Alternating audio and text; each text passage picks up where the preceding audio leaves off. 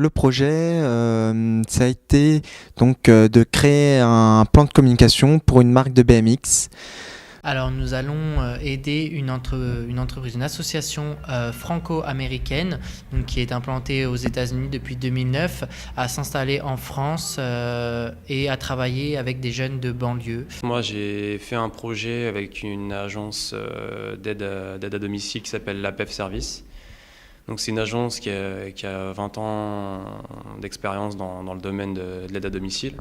Et en fait, il y a une agence qui vient d'ouvrir à Sainte-Geneviève-des-Bois il y a un an. Donc le projet consiste à développer le plan communication donc, de cette agence. Voilà. Le projet Tutoré se base dans un salon de thé chicha pour lequel nous allons réaliser un site internet. Donc ce salon de thé a ouvert il y a un peu plus d'un an. Ils ont une clientèle régulière et assez jeune. Cependant, ils souhaitent renouveler leur communication et donc nous leur avons proposé de créer un site internet par nos propres moyens et suivant les cours que nous suivons à la fac. Le projet Tutoré, c'est une occasion pour nous élèves de développer un projet en commun, en groupe, de développer notre savoir-faire, de développer et de partager dans un milieu professionnel notre savoir scolaire. Au niveau de la communication, c'est vraiment construire une stratégie, un plan et développer les différents outils qu'on a pu voir en théorie et les mettre en pratique. Il y a toute une période de faisabilité du projet, c'est-à-dire connaître les points forts, les points faibles du produit, du plan de communication, etc. Donc il y a vraiment une grosse démarche de compréhension du milieu dans lequel j'allais évoluer. Tout d'abord des compétences de relationnel avant tout plan de communication.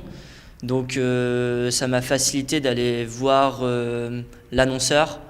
Donc avoir que ce soit par mail, par téléphone ou de face à face. Tout d'abord un travail d'équipe toujours, même si j'ai déjà été habitué dans mes précédents stages à travailler en équipe, mais c'est toujours des compétences supplémentaires qu'on acquiert quand on travaille en groupe et un travail d'organisation parce que c'était la première fois pour moi que je m'occupais d'une nouvelle association qui s'implantait en France. Honnêtement, grâce à ce projet, j'ai appris à mieux maîtriser certains logiciels concernant la retouche ou pour faire des maquettes comme InDesign ou Photoshop. Donc il y a beaucoup des compétences informatiques, on va dire. C'est sûr que la théorie avant la pratique est forcément bénéfique et le stage va donc consolider toutes ces bases et mettre un peu le fictif dans le réel.